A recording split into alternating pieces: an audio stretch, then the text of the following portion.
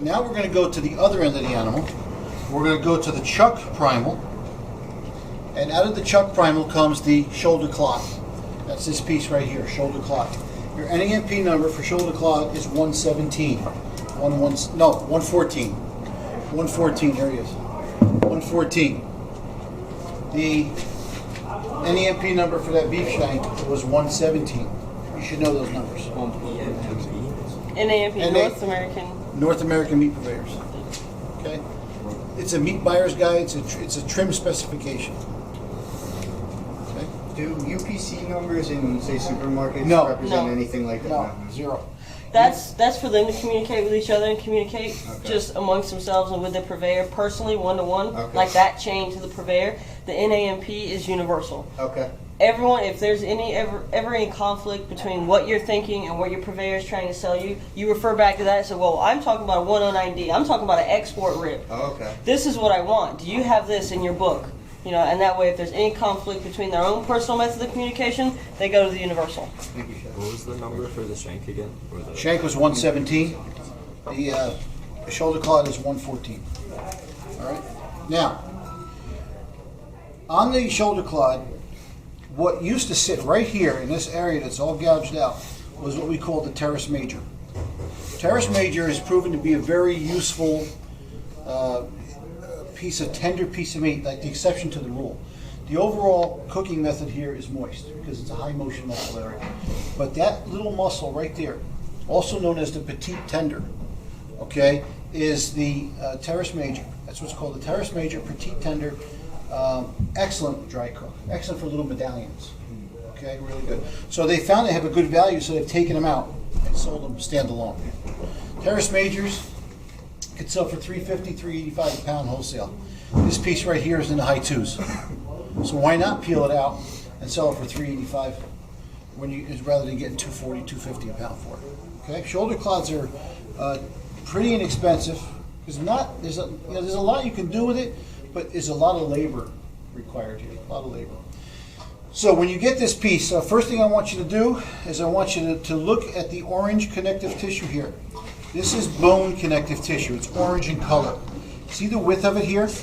That width of it is going to tell you your starting point right there. Okay? And then you come all the way up here and you're going to find a natural seam. Okay? It's a natural seam. You got the silver skin on both sides. That's your end point. A, B. Reach in there, cut. Get it right off. Gone. This is now a top blade. This is referred to as a top blade. This piece is a top blade. Together, it's a shoulder clod. Separated, this is a top blade, and this will become 2 or 3 other things. Top blade, we're going to prepare for a roast. You can take it like this, clean up the top, take off the ends. That's what I want you to do. I want you to take off the ends. This will all go into usable trim. Same thing over here. Okay? Orange connective tissue, bone connective tissue needs to come off. Needs to come off. What's my cutting technique? Pull over. Pull over. What is that called? What is the if the cutting technique is a pullover, what's the process? Denuding. Denuding. Good. Okay. So we're going to get up underneath. Again, make your tab. Pull over. Choke up. Pull over. And you're going to notice that this orange connective tissue is not like the silver skin that you just took off of your shank. This is a rubbery, elastic-like material. And this will actually, when it hits dry heat, shrink right up. It'll curl it right up. Okay? Is that from young cows, or is No, this is just the tissue itself. Okay.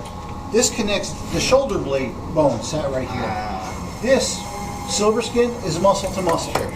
This is bone to muscle. If you notice, he may have done it when he took the shank meat off of the bone. He peeled it, and some of it came off, and he had to go back and take it. That thicker, heavy that came off of the bone, that's the same thing, because to a certain degree, these are mechanically pulled off of the animal, so it's ripping that bone connective off of the bones.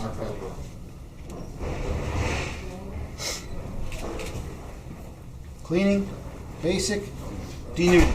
Basic, denuding. That's all you're doing here. Good morning, Continue, sir. Chef. How are you? I'm the one who sent you the Mangalese pigs. I remember. Yeah. I was at your house. Oh, were you really? Yeah. How are you, Donald Tober? I cooked your cogs for you. Did you really? You did a good job. Are you available next year? I am. Did you get the sausage? Have you sent over? Yeah, we got the sausage, yes. Yeah. Team, this is Mr. Tober. Gentlemen, hello. Hello. Okay. We have a farm about half out in Millbrook. We raised 5 pigs for a big feast towards October, November. Unfortunately, they got too fat, too big, and we had to go out and buy 5 more pigs, and we show those pigs over to you folks. That's a long story why I'm here, but and you can bank. We have another 5 pigs coming up for next year if you're not doing anything. I'm ready. Okay. Ready for you. Okay. So you will be yellow fan then, huh? Yes. We'll keep raising pigs. Good. Bring them on. Okay. We'll be glad to take care of them for you. Gentlemen, good luck on your career. Thank you, sir. Thank you, sir. Thank you, Mr. Tober. Okay, see you. Donate pigs to the culinary? You did. Yeah, Mangalistas. Mangalistas. If you're not sure what Mangalistas is, you probably don't know yet. Take a few minutes and look them up. I roasted 3 hogs for him out of his house. Just like a few months ago. I can't believe I remember.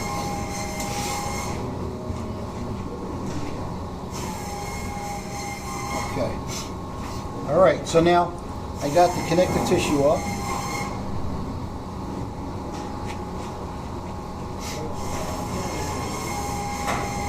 Again, don't get crazy here. Don't get down too deep. Okay? You don't need to do that. Not for what we're doing here. We're going to prepare this for a braise. If I wanted to cook this as a dry cook, I would have to remove all of this. I would have to come underneath here and take all of this off, including the silver skin that's underneath it.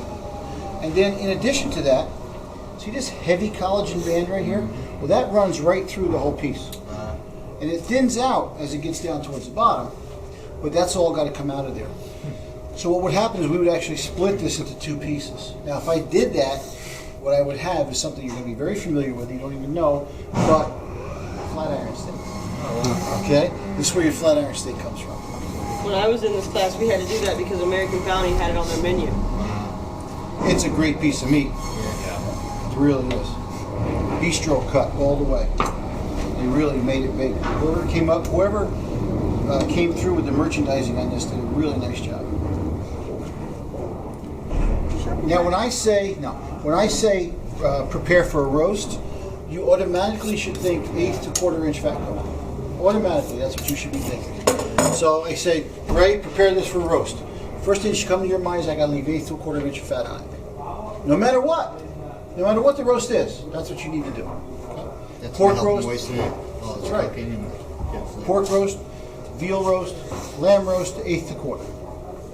That's a standard trim specification, unless your chef tells you he wants something different. Okay? But if he doesn't tell you, then you can assume 1/8 to 1/4. Okay, now, areas like this, where all I had was grandma skin, you have no control over that. Okay, you can't leave 1/8 of grandma skin on there. It's not acceptable. But if there's, now here I have fat, I can control this. So I will take and just trim down until I get to where I want to be. Now this little piece of meat comes off. What's the grandma skin? It's just another layer underneath the skin, underneath the hide. I call it grandma skin because it looks like my grandmother's. It's like elbow skin. There you go. Okay, don't laugh because you're all going to get old someday. Chef, is that the flank steak? Yeah, Dan, this would be the flank steak, yes. Yep, it would be the raw flank, yes. Yeah. Okay. Just making sure. And that's the skirt, right? This would be a skirt, yes. Okay, Very good. Working case. Mix this up. I used to be at MIT down here. Trust me, I know that's the top lead, the shoulder club, the heart's right there, the tempest speed is really there. Okay. So what am I going to do with this? Leave it alone? Well, take it out of the grinder. Got it. I'd like to have it tie it, but nobody gave me any string to tie it with. Have a good one, Chef. See you, Dan. I got it. Okay. By now, hopefully you watched the video, or you went on YouTube and saw it. Chef, they're grinding veal bones. For grinding veal bones. Zerfoss or BPS, they cut them half inch thick and then grind them. In our grinder? Yeah! Makes me cry. Shep, I've seen another tie where you just kind of tie it at one end, Banquet pull tie. it through. Yeah, can you, no? Don't do that in here. Okay, alright. Yesterday I did that for my Pashola. Yep. Because what I'm doing for it is it's going to hang. If you're going to have a piece of meat that's going to hang, you need it to be consistently held all the way down so it doesn't like droop or get misshapen or funny looking. So that's why you would do that. Also, if you're going to roast something in the oven that's going to like fall apart, like if it's just something that's been rolled and you need it to stay a steady shape, that would you would use that then. Yeah. This.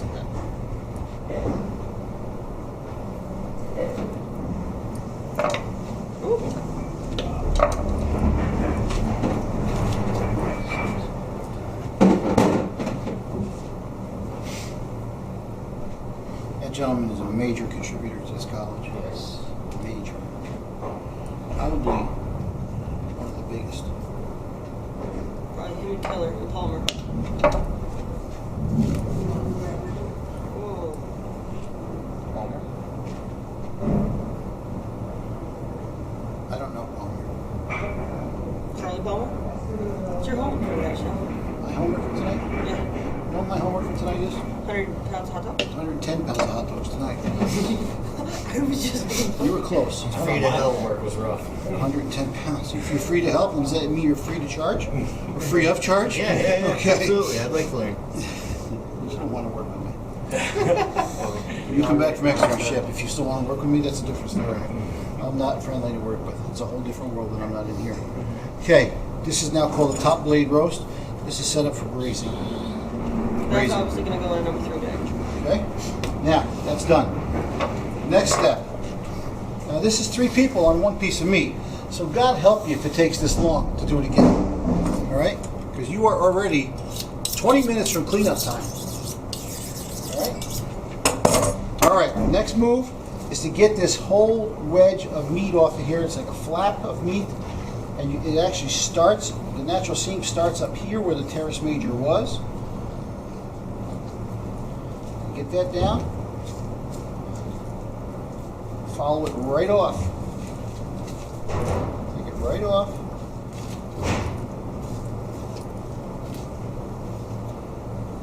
Usable trim. Take some of that heavy off of there. This size. Mine, not yours. Fist-sized pieces.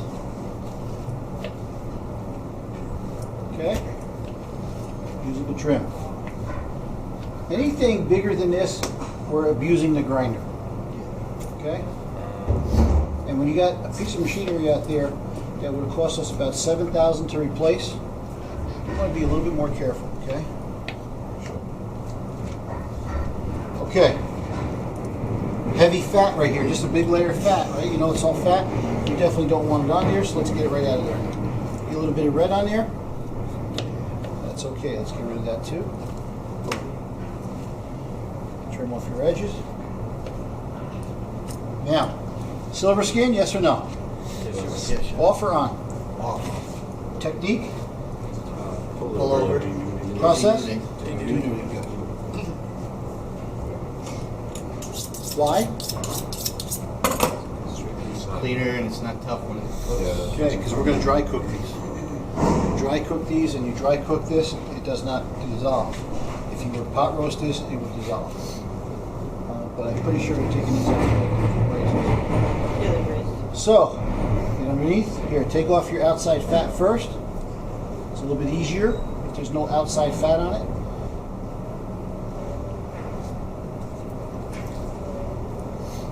Underneath.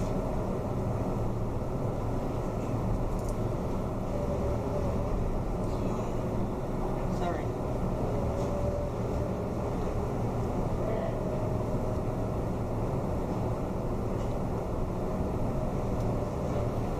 You're making it easier for yourself so you keep it one big piece right there. It's always easier when they're larger pieces. Always. Because then you can get leverage. Yeah, true.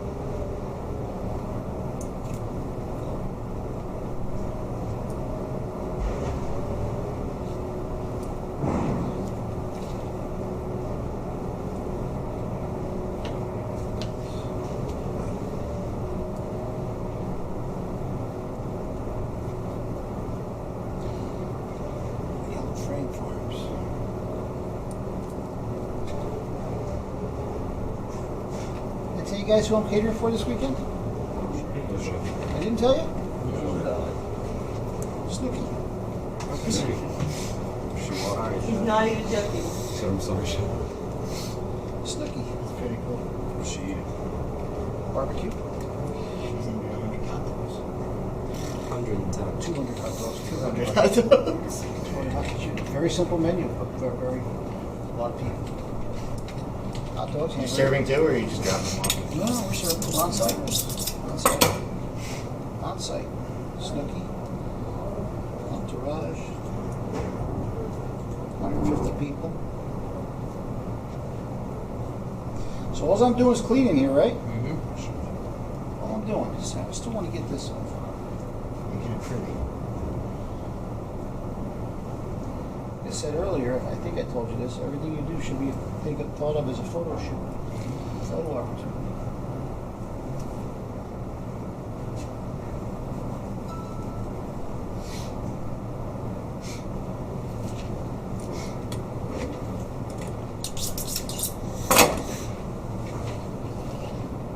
Okay, got the top clean.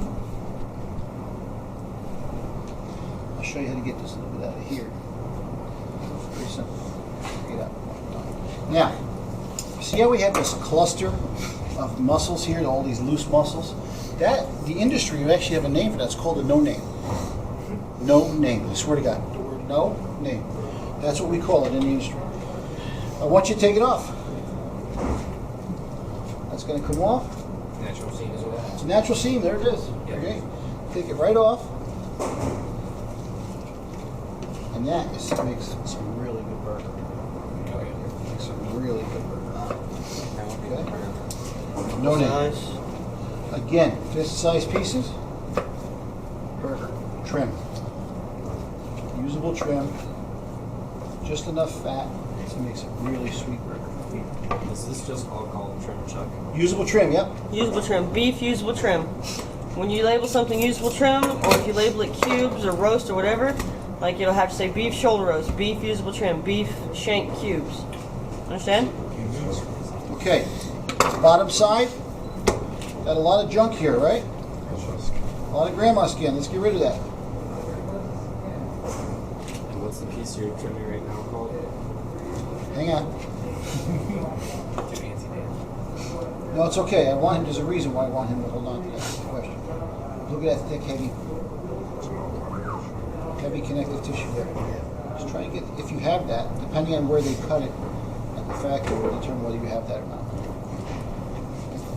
Okay. Again, roast. What are you thinking? Eighth to a quarter.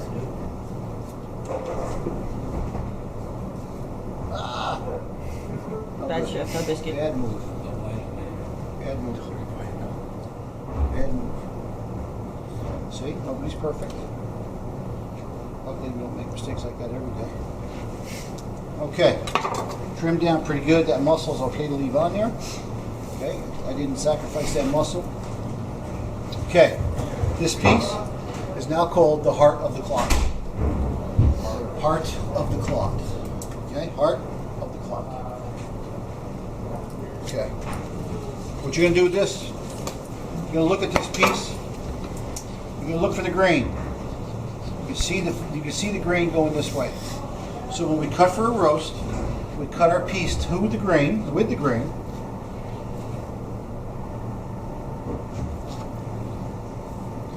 A little bit off the end there. Okay, we cut with the grain, and then we tie against the grain. Okay, and then you slice against the grain. So you'll slice in the same directions as your ties once you're finished with this. So, starting in the middle again.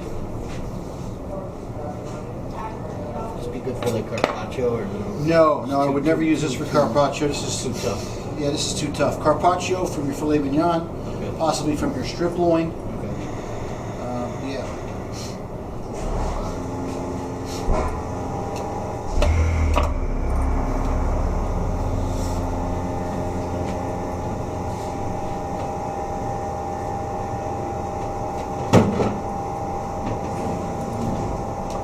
Strings. knots lined up, even with each other, spacing 2 fingers apart. Okay? When do I stop tying? How many strings do I need? And you want 2 fingers at the end. That's right. So when you run out of meat, you run out of string, right? Yeah, you'd be surprised how many people, if they ask the question, how many strings am I supposed to put on there? Well, I think you should put 45 strings on there, space 2 fingers apart. Okay? Let's see how you can do that.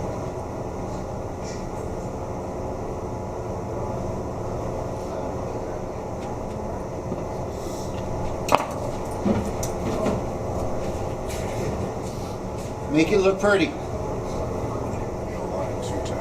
I want it tight. I want to struggle to get my finger underneath. If I could just slip my finger under there, it's no good. Got it? Can you do this? Okay, what's the first step? First step. Clean the top.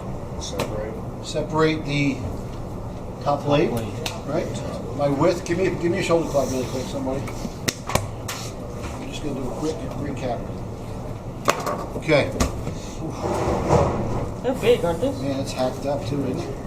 Okay, so you're going to determine the width of your top blade by the width of the orange silver skin, or the orange skin. Do not go beyond it, do not go into it. Right where it ends, that's your starting point. Find your natural seam up on the other end. It's there, I promise you, it's there. Then connect the dots, that's your, take it off. Clean off the orange connective tissue, clean off the bottom, trim off your ends, and tie it.